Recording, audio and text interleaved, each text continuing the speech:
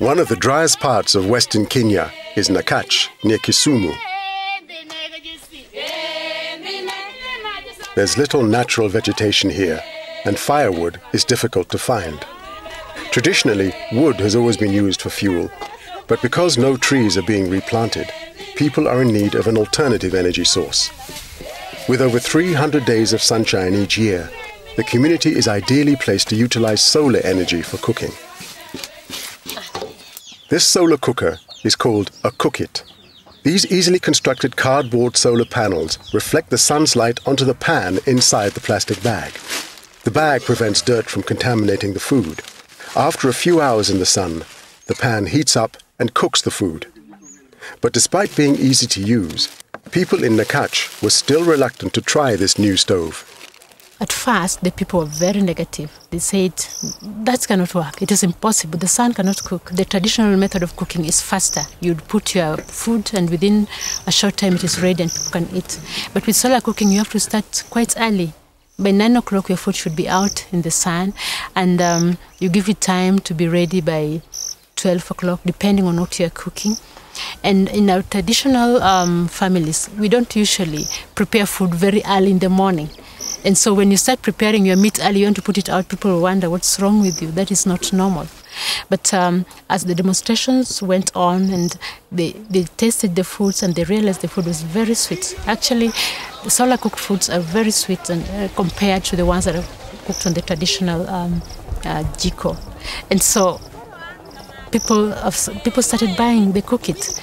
And now we have over 1,500 people who have bought cookits. And they're still buying. Local farmer Celine Ossian was also suspicious of the cookit at first, until she tried it for herself.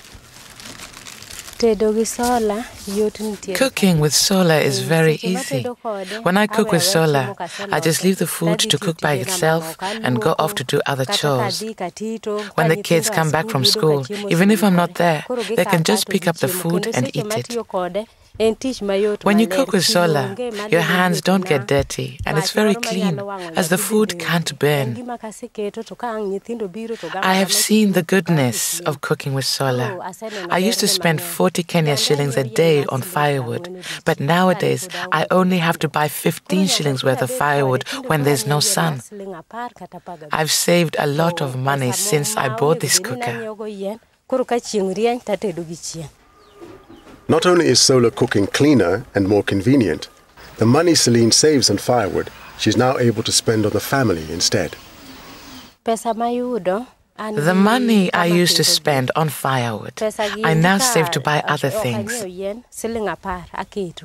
For example, I've been able to buy a goat and a table for the house.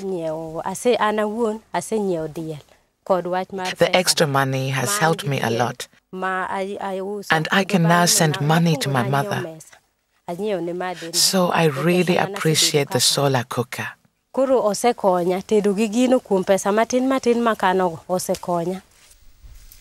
Another benefit of solar cooking is that now people realize the benefit of trees. When we started, we encouraged people, and we are still encouraging them to plant trees in their homes and not to cut those trees because they can use the solar cooker to cook the food. And because of that, environments are also improving. Trees are coming up and people are happy with the new environments that they have around them. Cooking with solar power in Nakach has provided a real alternative energy source to firewood. And with the planting of trees, has helped to improve the environment too. It's hoped that this model can be copied in other countries with a similar climate. To the people who have not considered using solar cooking, I would urge them to try it. It is a great way of cooking because it is cheap. I think it is the cheapest cooking technology that there is in the world. And I think it is the cleanest cooking method that we have in the world, because when you are solar cooking, you don't have to worry about smoke or dirt or the food getting burnt.